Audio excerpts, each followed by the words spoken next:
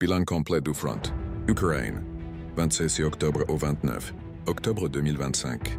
La Russie en phase de liquidation. Stratégique du front, l'Ukraine en défense de survie. 4 jours. 7 fronts. Villes encerclées. Logistique détruite. Drones abattus par centaines. Et une guerre qui change de nature, non plus de territoire mais de système. Le changement de phase.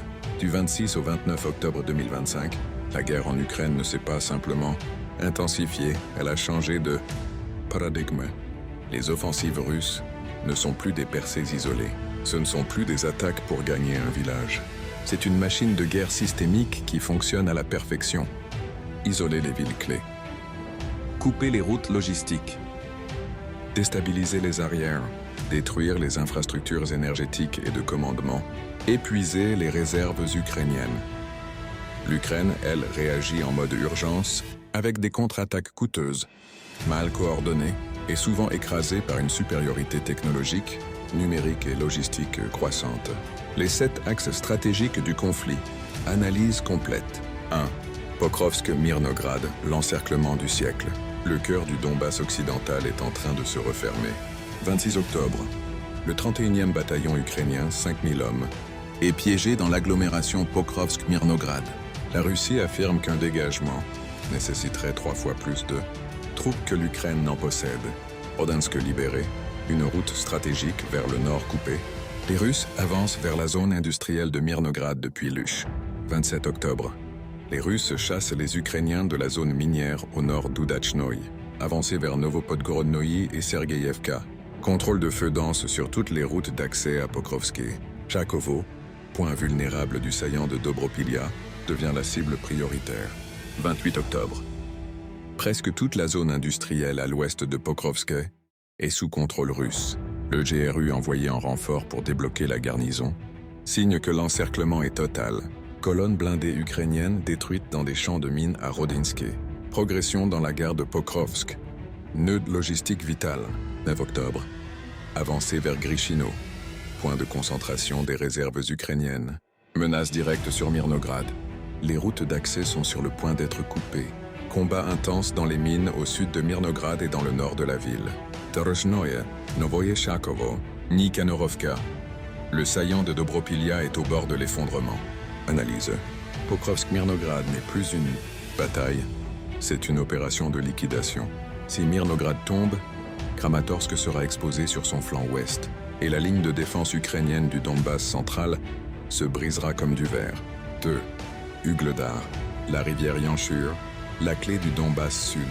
La rivière Yanchur est devenue le nouveau scène du conflit. Elle sépare les deux mondes. 26 octobre. Les Russes nettoient les poches autour de Privolia et Yanchur. Krasnohorsk libéré. Novo-Alexandrivka, pénétration à la périphérie.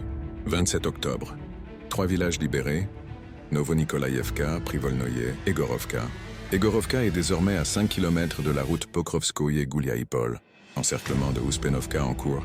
2 côtés bloqués. 8 octobre. Progression vers Zelenigay et Vesely, depuis Malinovka et Poltavka. Assaut lancé sur Novo-Alexandrovka. Vishneve assiégé par le nord et depuis Yehorivka. 29 octobre. Vishnevoye libéré. Krasnogorskoye, dernier village ukrainien sur la rive et de la Yanchur, menacé. Russes aux abords de Danilovka, à 10 km de Gouliaïpol. Contournement de Novopavlovka par le nord, percé en profondeur. Analyse. La prise de Gouliaïpol est désormais une question de semaines, pas de mois. Une fois cette ville tombée, l'Ukraine perd son dernier axe de liaison entre le Donbass et le sud de Zaporogier. La rupture du front est imminente. 3. Konstantinovka. L'infiltration qui peut briser Kramatorsk. La tactique de Pokrovsk est reproduite ici, avec une précision chirurgicale. 26 octobre. Combats à la périphérie et tentative ukrainienne de reprendre Ivanopilia. Échoué. 27 octobre. Tactique d'infiltration. Groupe de reconnaissance et sabotage introduit dans Konstantinovka. Même méthode qu'à Pokrovsk et Kupiansk. 8 octobre. Combat dans Ivanopilia toujours intense. Les Russes progressent dans la ville. 29 octobre. Présence confirmée dans la zone du dépôt de tramway, à l'est de Konstantinovka. Première trace de contrôle urbain. Analyse. Konstantinovka est le Pokrovsk 2.0. Si elle tombe, Kramatorsk sera encerclé par l'est, le sud et le nord, Une situation insoutenable. La Russie ne veut pas la prendre par la force. Elle veut la faire s'effondrer de l'intérieur. Et elle y parvient. 4. Kharkiv, Volchansk et Tsinelnikovo, la portée de l'effondrement. Kharkiv n'est plus une ville défendue. Elle est un champ de bataille en cours de réorganisation. 26 octobre. 70% de Volchansk sous contrôle russe. Progrès à Tsinelnikov. 27 octobre. Zone industrielle ouest de Volchansk nettoyée. Tsinelnikovo. Défense ukrainienne brisée, nettoyage en cours. 8 octobre. Tsinelnikovo officiellement libéré. Volchansk presque entièrement contrôlé. 29 octobre. Avancée vers Liman et Vilcha. Menace sur Beloïe-Kolodez. Percée vers le sud le long du Seversky Donetsk. Lozevka, Bougaïevka, Zareknoye. Nouvelle position dans les forêts de Tiki. Analyse. Kharkiv est la prochaine cible. Volchansk n'est qu'un avant-poste. Si les Russes prennent Liman et se déplacent vers le Donetsk, ils peuvent couper toute liaison entre Kharkiv et le sud de l'Ukraine. Ce serait la fin de la défense du nord-est. 5. Kupiansk. La défaite logistique de l'Ukraine. Le contrôle de l'Oskil est la clé du nord du Donbass, et l'Ukraine l'a perdu. Du 26 au 28 octobre, les Russes contrôlent tous les passages sur l'Oskil. Combattent à Kurilovka, en passe d'être totalement libérée. L'Ukraine retire des troupes de la rive est pour renforcer la rive ouest. 6 bateaux détruits lors d'une tentative de traversée de l'Oskil. 500 mètres gagnés sur la tête de pont de Melovkatne. 40 maisons nettoyées à Petropavlovka. 29 octobre, l'Ukraine évacue Petropavlivka. Contre-attaque à Moskovka et Nechvolodovka repoussée. Avancée russe à Bologovka et Dvourechanskoye. Analyse. Kupiansk est une victoire opérationnelle. L'Ukraine n'a plus la capacité de franchir l'Oskil. Les Russes contrôlent les ponts, les routes, les lignes de ravitaillement. Ce n'est plus une bataille, c'est une occupation en cours. 6. Zaporogier. La guerre des drones et de l'artillerie. Le front de Zaporogier est devenu un champ de bataille technologique. 26 au 28 octobre. Frappe à Stepov, Shcherbakov, Gouliaïpol, Uspenovka. Drones ukrainiens attaquant les arrières. Combats à Primorskoye et Stepnogorsk. Mala Tokmachka. Percée dans la partie ouest. Renforts ukrainiens concentrés à Primorskoye. Combat de contre-batterie dominant. L'Ukraine utilise drones et artillerie pour verrouiller le terrain. 29 octobre. Mala Tokmachka. Combat au centre du village.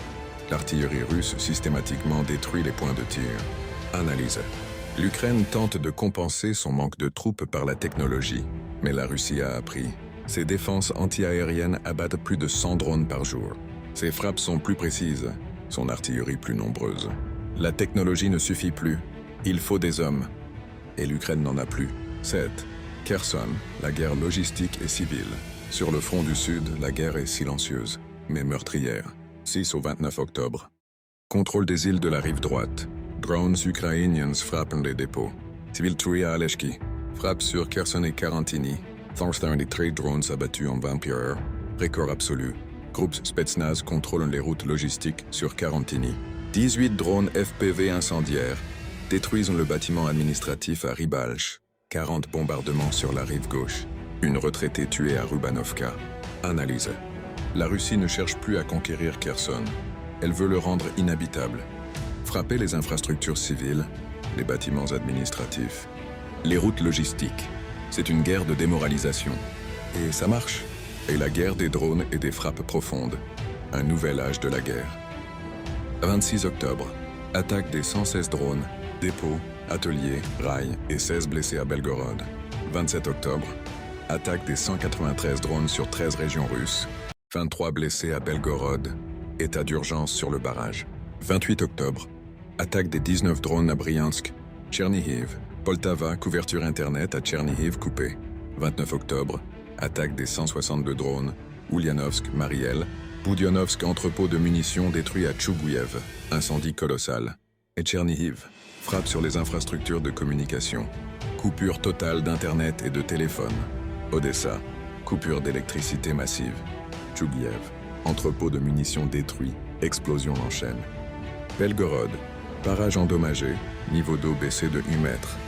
Analyse. La Russie a compris, pour gagner une guerre moderne, il ne faut pas seulement détruire les armées, il faut détruire l'État. C'est une guerre de système, énergie, communication, transport, logistique. Et l'Ukraine ne peut plus les réparer. Alerte géopolitique. L'intervention française selon le SVR, Service de renseignement extérieur russe. 2000 soldats français, majoritairement légions étrangères, d'origine latino-américaine, déjà en Pologne, en entraînement intensif, et prêts à être déployés dans les zones frontalières avec l'Ukraine. À Paris prépare un scénario de déni. Ce ne sont que des instructeurs. Macron serait obsédé par un héritage militaire, rêvant des lauriers de Napoléon. L'Occident est en train de franchir la ligne rouge. L'Ukraine ne peut plus se battre seule. La France, comme d'autres, prépare une intervention directe. Non pas pour gagner, mais pour ne pas perdre. Synthèse stratégique. La Russie gagne sur 3 niveaux. Tactique opérationnelle stratégique. 1. Percée ciblée, encerclement. Infiltration contre-attaques isolées, coûteuses, inefficaces. 2-3 villes en voie d'encerclement. Mirnograd, Konstantinovka, Gouliaïpol. Ligne de défense fragmentée. Réserves épuisées. 3. Contrôle des routes, des rails, des passerelles, des infrastructures, perte logistique massive, perte de la capacité de réparation. Conclusion. Le 29 octobre 2025 est le jour où la guerre a changé de nature. Ce n'est plus une guerre de territoire, c'est une guerre de système. Et l'Ukraine est en train de perdre les siens. Les Russes ne veulent pas seulement gagner la guerre. Ils veulent réécrire la géographie du conflit, isoler le Donbass, couper Kharkiv du sud, déstabiliser l'ouest, faire tomber les villes par l'effondrement logistique, pas par l'assaut. L'Ukraine, elle, n'a plus de réserve, plus de munitions, plus de diplomatie efficace. Elle a encore des soldats, mais elle n'a plus de stratégie. La guerre ne se gagne plus avec des chars. Elle se gagne avec des drones, des rails, des barrages, des câbles et des décisions politiques. Et aujourd'hui, la Russie contrôle tout. Et ce n'est pas une analyse. C'est une chronique de l'effondrement. Abonnez-vous, partagez, car demain, il ne restera plus que les faits. Et les faits ne mentent jamais.